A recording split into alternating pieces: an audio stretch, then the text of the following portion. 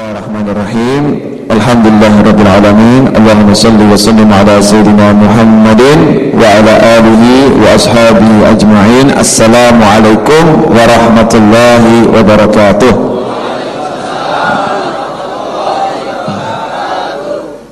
Hadirin yang dimuliakan Allah, para pendengar Al-Hidayah FM dimanapun Anda berada, para pemirsa di depan layar monitor masing-masing, alhamdulillah malam hari ini kita dapat bersama kembali di Majlis Ar-Rawdah dalam keadaan sehat walafiat.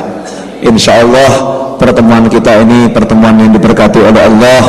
Semoga berkat pertemuan ini kita dimudahkan jalan menuju surga Allah, dimudahkan semua urusan kita, diampuni semua dosa kita, ditutup seluruh aib kita, diselesaikan segala persoalan kita, dan dijadikan kita orang-orang yang dicintai oleh Nabi Muhammad sallallahu alaihi wasallam.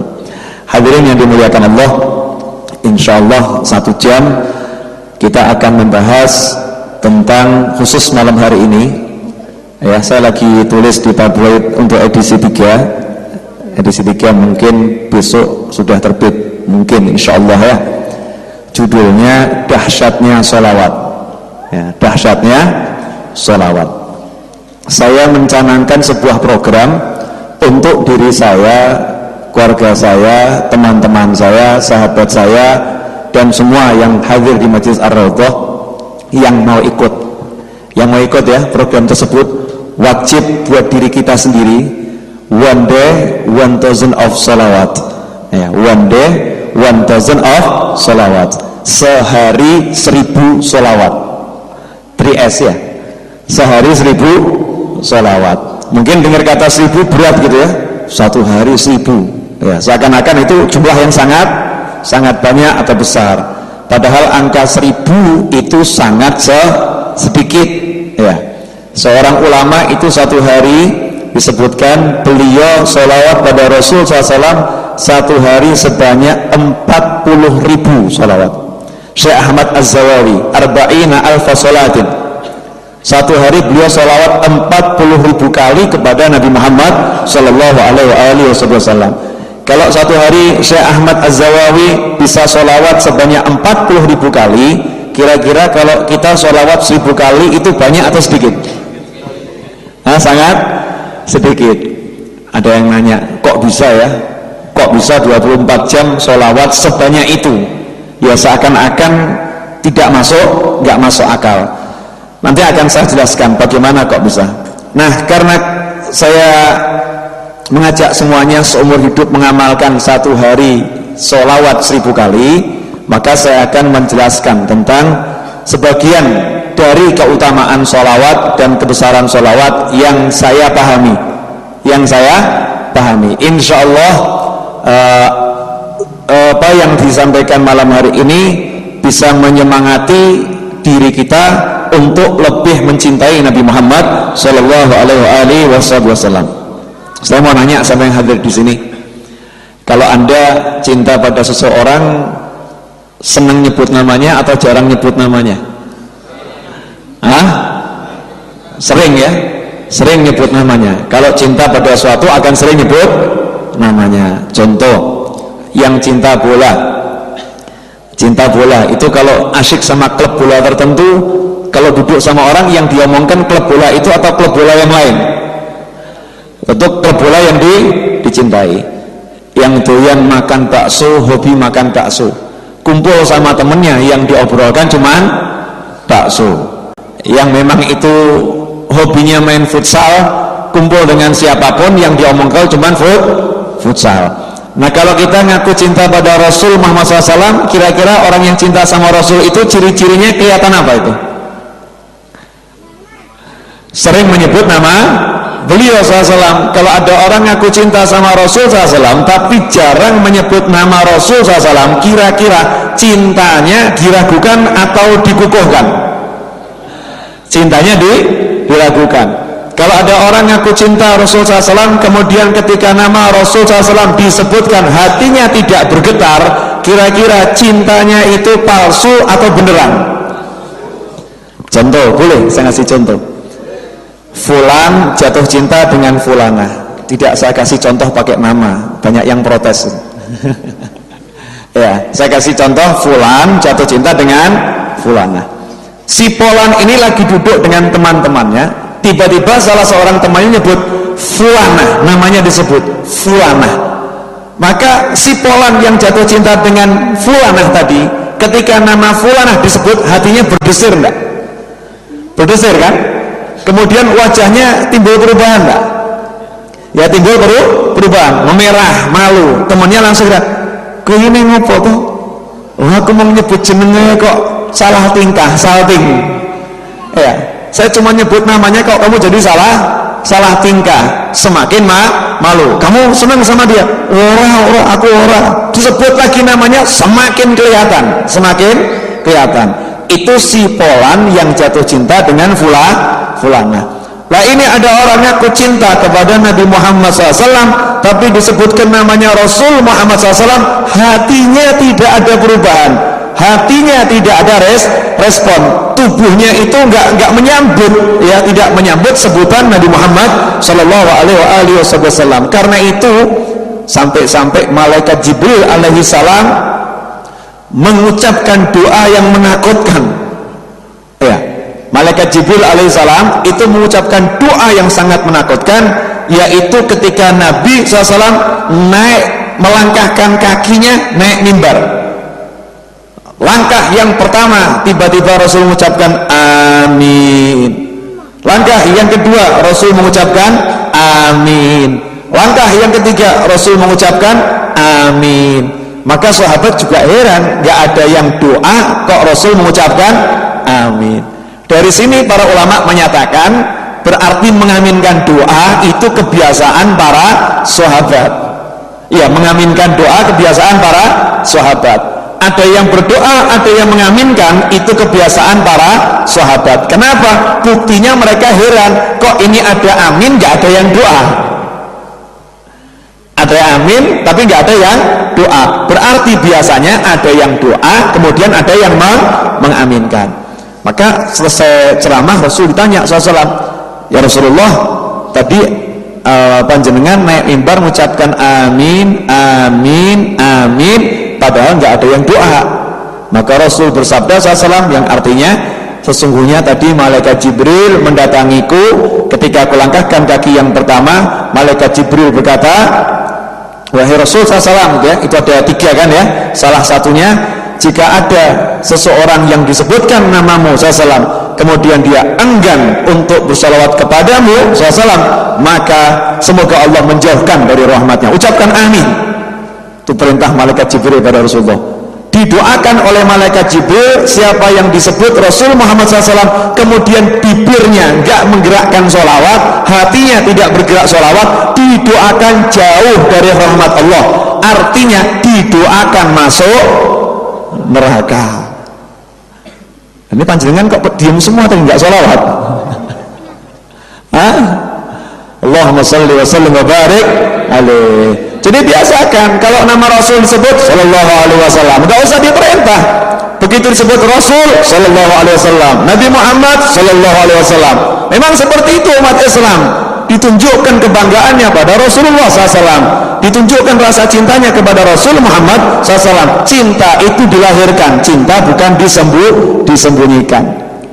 Memang cinta harus dilahirkan. Sampai ketika ada seorang sahabat lewat, kemudian sahabat yang satu mengatakan, "Saya sungguh cinta pada orang itu." Ini seorang sahabat pria mencintai sahabat pria yang lain, cinta karena Allah. Maka Rasul mengatakan, "Kamu udah kasih tahu dia belum kalau kamu mencintainya?" "Belum ya Rasulullah." "Fakhbiruh, sampaikan padanya saya cinta sama kamu." Maka diparani, "Saya cinta sama kamu. Semoga Allah mencintaimu sebagaimana semoga Allah mencintaimu sebagaimana Allah telah membuatmu mencintaiku."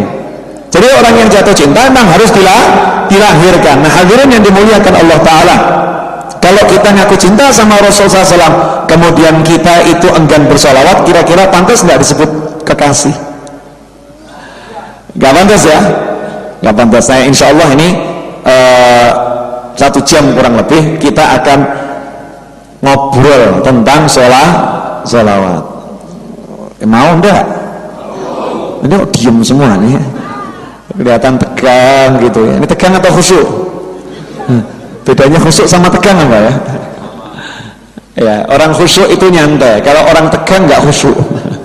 Tegang itu banyak pikiran. Kalau khusyuk pikirannya santai, hatinya santai. Tapi fokus pada apa yang didengar dan dibicarakan. Nah begini, coba ayat-ayatnya kan semua hafal ya. Innallaha wa malaikatahu yusalluna 'alan nabi. Ya ayyuhalladzina amanu sallu alaihi wa sallimu taslima. Allahumma salli wa sallim wa barik alaihi. Satu, innallaha, inna artinya inna adalah sesungguhnya. Kemudian Allah. Setelah itu para malaikat. Setelah itu kalimat sholawat. Allah itu maha benar. Andai kata Allah tidak pakai kalimat inna di dalam wahyunya, Allah cuma ngomong Allahu wa malaikatuhu yusalluna 'alan nabi, itu udah luar biasa. SAW Allah dan para malaikatnya udah cukup. Tapi Allah tidak merasa cukup untuk mengucapkan Allah dan malaikatnya sholawat kepada Nabi. Allah nggak merasa cukup seperti itu. Allah yang maha besar, Allah yang maha agung masih perlu memberikan penegasan kepada wahyunya. Artinya apa? Hai yang mendengar ucapanku ini, rungokno, dengarkan, ini bukan sembarangan. Kata-kata saya satu ini, kalimat saya yang satu ini, kalimat yang sangat penting. Makanya Allah mengatakan innallah, sungguh Allah, sungguh Allah, sungguh malaikat, semua bersolawat kepada Nabi Muhammad Sallallahu Alaihi Wasallam. Pertanyaan saya, ya, itu kan kemudian Allah merintahkan, hai orang-orang yang beriman, hendaknya kalian bersolawat dan salam kepada Nabi Muhammad Sallallahu Alaihi Wasallam. Pertanyaan saya, kira-kira solawatnya panjenengan semua dengan solawatnya Allah itu sama enggak? Sama enggak? Tidak mungkin bisa sama kan? Ya.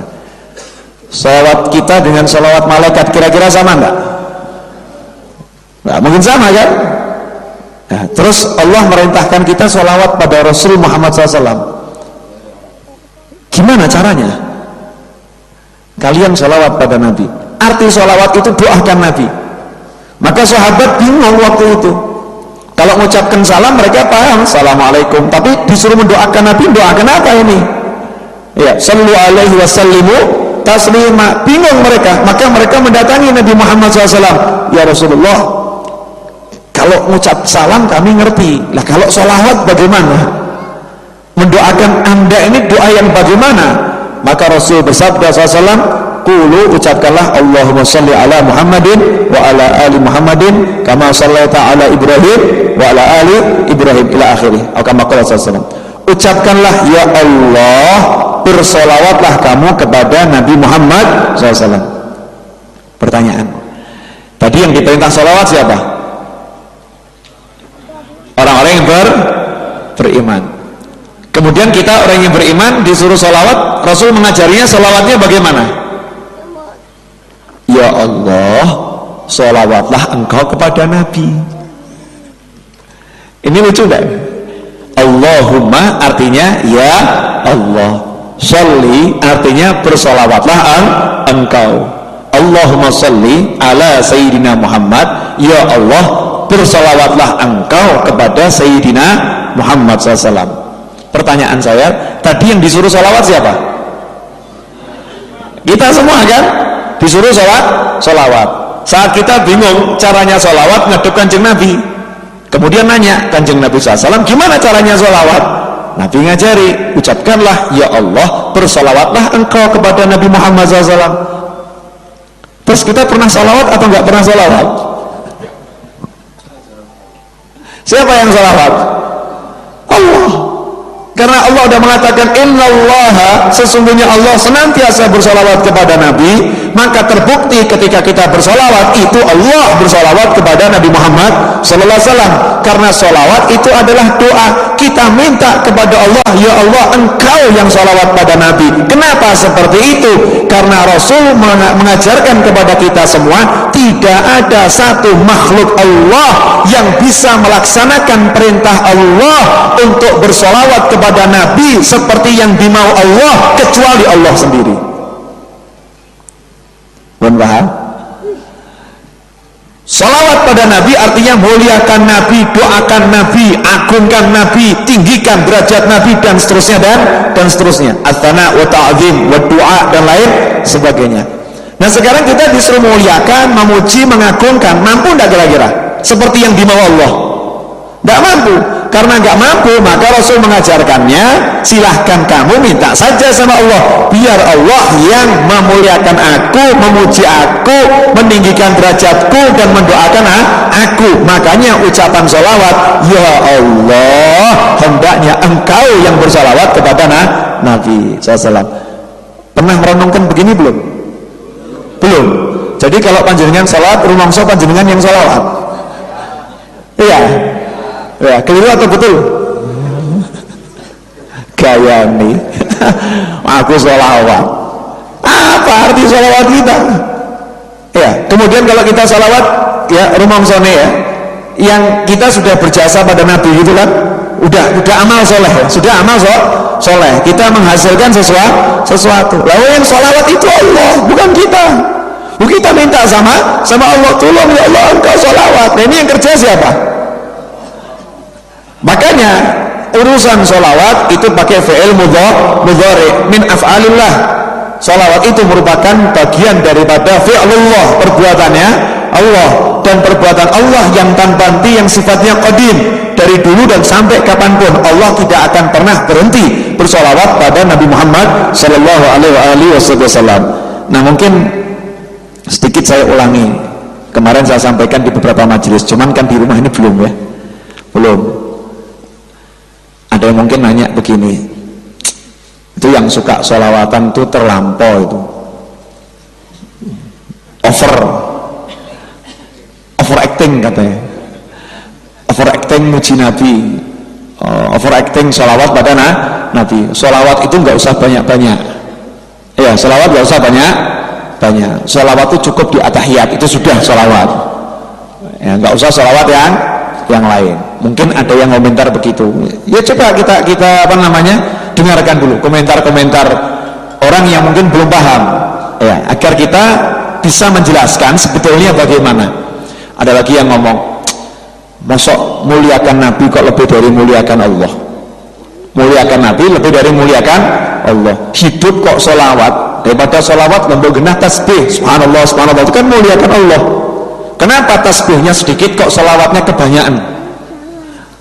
Kok kebanyakan sholawat, tasbihnya sedikit, tahlilnya sedikit? Kok muliakan Nabi lebih daripada memuliakan Allah? Pernah dengar begini enggak? Pernah ya? Ya, ini gara-gara yang ngomong gak mudeng. Ya, gara-gara yang ngomong gak mudeng. Makanya malam hari ini yuk kita buat diri kita mudeng, sehingga kita bisa insya Allah dengan izin Allah membuat orang lain mudeng, buat orang lain paham. Saya mau ambil contoh begini. Kemarin di pengajian saya udah kasih contoh macam-macam. Malam hari ini mau ngasih contoh apa ya? Misal begini. Andai kata ini buku, andai kata ya, ini sebuah buku terbaru karya saya. Misal nih ya, saya ngomong, beli buku ini. Buku ini luar biasa.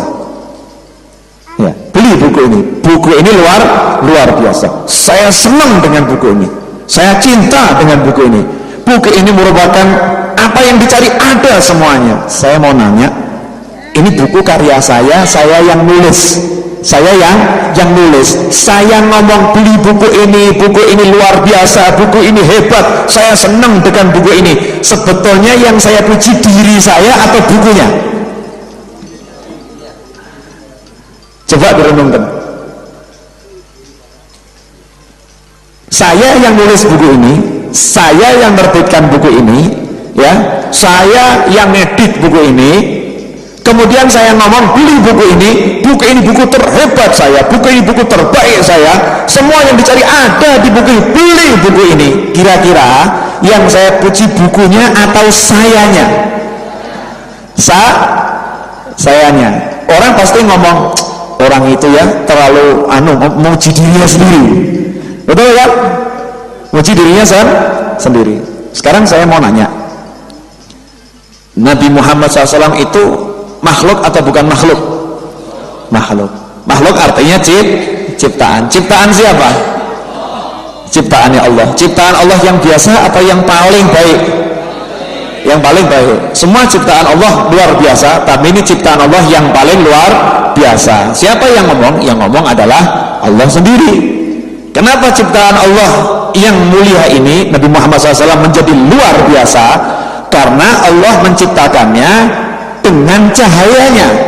Khalaqala yajadilu innallaha khalaqa qablal asya nura nabika Muhammadin SAW min nurih. Allah menciptakan Rasul itu, zatnya Rasul, hakikatnya Rasul SAW, dari cahayanya Allah. Makanya ciptaan yang satu ini luar biasa. Dan dari ciptaan yang satu inilah muncul ciptaan-ciptaan yang lain.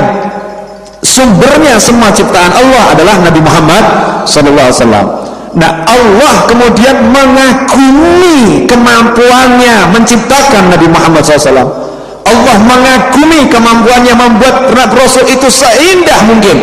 Allah mengagumi kehebatannya di dalam menciptakan Nabi Muhammad SAW. Kemudian Allah memuji Nabi Muhammad SAW, bukan karena Nabi Muhammadnya, tetapi karena ini ciptaan Allah yang terbaik. Pertanyaan saya, ketika Allah bersolawat kepada Nabi, sebetulnya yang Allah puji siapa? Allah. Yang Allah puji adalah Allah. Karyanya Allah. Di situ berarti kebesarannya Allah. Di situ kehebatannya Allah. Di situ keagungannya Allah. Di situ keindahannya Allah. Allah sedang mengagumi kemampuannya, kemahahebatannya sendiri. Belum paham? Nah, kalau kemudian Allah merintahkan kita sholawat, artinya Allah ngajak apa ini? Ngajak kita mengagumi ciptaannya. Allah mengajak kita memuliakan ciptaannya, bukan ciptaannya karena ciptaannya, tapi mengajak kita memuliakan ciptaannya karena ini Allah yang menciptakan. Kalau kita menyambut ajakan Allah itu, Allah senang enggak? Senang. Kemudian kalau kita memandang remeh, kemudian enggak lah, cukup sehari 5 kali saja saya sholawat, kira-kira Allah jengkel enggak? Saya umumkan, kata Allah, saya umumkan, innallah, ini Allah umumkan nih, kalamuh qadim, dalam wahyunya, sesungguhnya Allah mengumumkan kepada langit, kepada bumi, kepada alam semesta, Allah, aku bersolawat pada Nabi, malaikatku bersolawat kepada Nabi. Ini ada manusia dipanggil sama Allah, ya ayyuhalladzina amanu, dipanggil, hei orang-orang yang beriman, solawat dan salamlah kalian kepada Nabi. Adem wai, biasa-biasa saja, dingin-dingin saja. Kira-kira malaikat gergeten boten? Jengkel gak malaikat? Jengkel. Alam ini kira-kira gemes gak ya? Lihat manusia yang seperti itu, gemes. Allah kira-kira murka enggak? Murka. Makanya malaikat Jibril alaihissalam turun dari langit ngadep kepada Nabi Muhammad SAW yang baru mau naik mimbar, melangkahkan satu kaki. Dari gemesnya lihat manusia-manusia model begitu, malaikat Jibril dongo neraka. Pun paham makna hadisnya begitu? Udah paham ya? Nah, sekarang kita ambil kebalikannya. Ada orang belum diperintah, dia udah melaksanakan, duduk sholawat, jalan sholawat, apapun aktivitasnya sholawat. Kira-kira malaikat senang nggak? Senang. Kemudian kalau malaikat senang, Allah senang nggak? Senang. Kalau udah Allah senang, kira-kira alam semuanya senang nggak? Senang. Nah, kalau dari situ saja, belum kita bahas hadis-hadisnya. Kira-kira gitu ya, orang yang rajin sholawat itu pangkatnya tinggi atau rendah?